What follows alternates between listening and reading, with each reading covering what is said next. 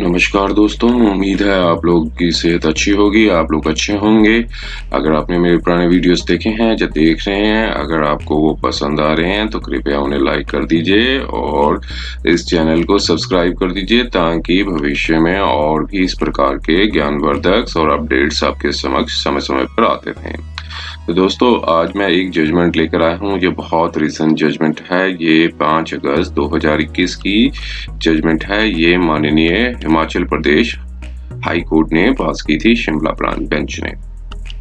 तो दोस्तों ये एक केस टाइटल है। इस केस में 482 के अंदर पिटीशन फाइल की थी क्वैश कराने के लिए।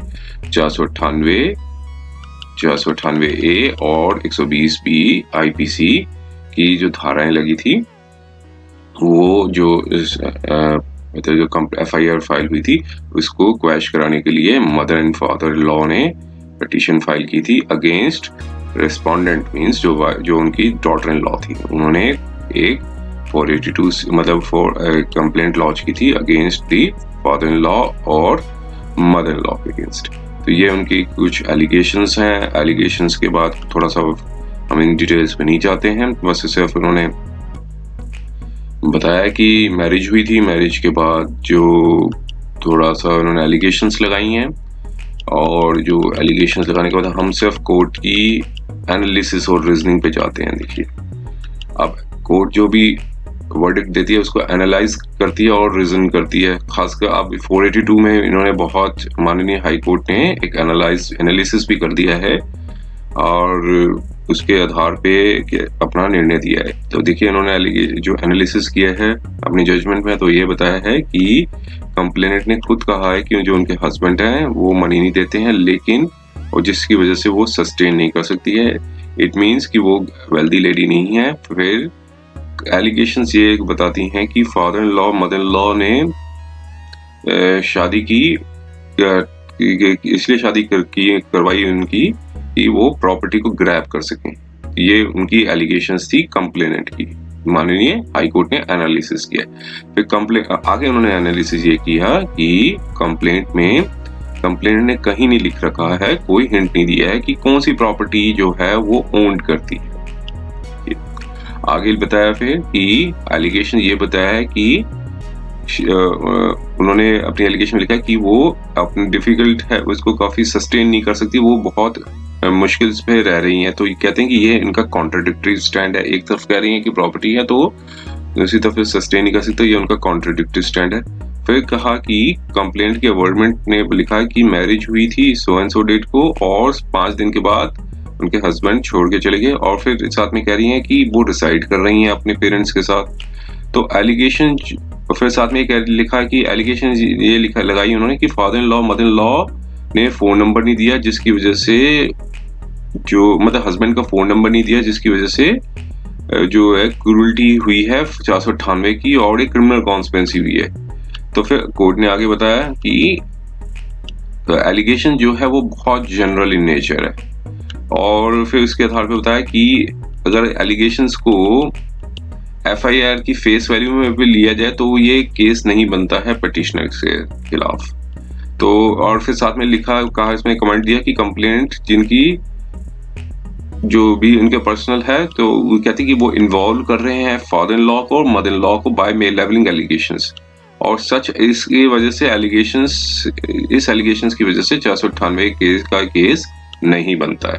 तो फिर अपने जो एनालिसिस को और जो इन्होंने रीजनिंग की थी कोर्ट ने, उसको सब्सटेंशिएट करने के लिए जुडिशियल प्रेसिडेंट्स थे माननीय सुप्रीम कोर्ट की, उनके एग्जांपल दिए, citations the. Preeti Gupta versus state of Jharkhand का केस था, उसके ऊपर रिलायंस किया। गीता मल्होत्रा का केस था जो 2011 का, ये इस पे रिलायंस किया। और फिर दूसरी जजमेंट्स थी stages of questioning of FIR, इस पे रिलाई किया। अशोक चतुर्वेदी वर्सेस शीतुल एस चंचनी, ये सुप्रीम कोर्ट की जजमेंट थी, इस पे रिलाई किया। और साथ में Girish Sarwate versus state of Andhra Pradesh, इस पर रिलाई किया।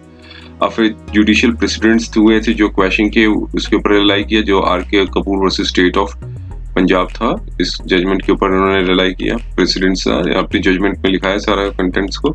और फिर माधवराव सिंधिया वर्सेस संभाजी राव सिंधिया, चंद्रो चंद्रोजी राव अंग्रे, ये जजमेंट थी, इस पर रिलाई किया। अब कंक्लूजन्स पे आइए, कंक्लूजन्स पे क्या लिखा है? कंक्लूजन्स पे ये बताया कि कोर्ट की इनहेरेंट पावर्स है 482 सीआरपीसी में जो इंटरफेयर कर सकता है माननीय कोर्ट, माननीय हाई कोर्ट। तो फिर कहा कि एनालिसिस से ये निकल के आया कि इंटायर एलिगेशंस थी वो कहीं भी एडमिसिबल नहीं है और ये प्राइम फेशिया केस नहीं बनता है पिटिशनर्स के खिलाफ। मींस पिटिशनर कौन? मतलब फादर इन लॉ और मदर इन लॉ। तो कहा कि अगर सारे केस की इंटायर प्रेसिडेंट्स को देखा जाए, और मैं कोर्ट ने अपना ओपिनियन दिया कि continuation of these proceedings will not suffice any fruitful purpose whatsoever। कहते हैं कोई मकसद नहीं साबित होगा, इस कोई fruitful purpose सॉल्व नहीं होगा अगर इस प्रोसीडिंग्स को कंटिन्यू किया जाए। तो फिर कहा कि ये फिट केस है जहां inherent jurisdiction high court 482 CrPC में लगा सकता है, तो जो इन्वोक कर सकता है, क्वैश कर सकता है। तो एफआईआर जो है हमारे हाई कोर्ट ने क्वैश कर दी। जितनी भी कॉन्सिक्वेंशियल प्रोसीडिंग्स थी, जो भी चार्जशीट या फिर कोर्ट में अगर पेंडिंग भी होगी, वो अगर जब ये क्वैशिंग का टाइम, जब क्वैशिंग का जब ऑर्डर आया तो जितनी भी सब्सिक्वेंट प्रोसीडिंग्स हैं वो भी क्वैश हो गई, सेट असाइड कर दी।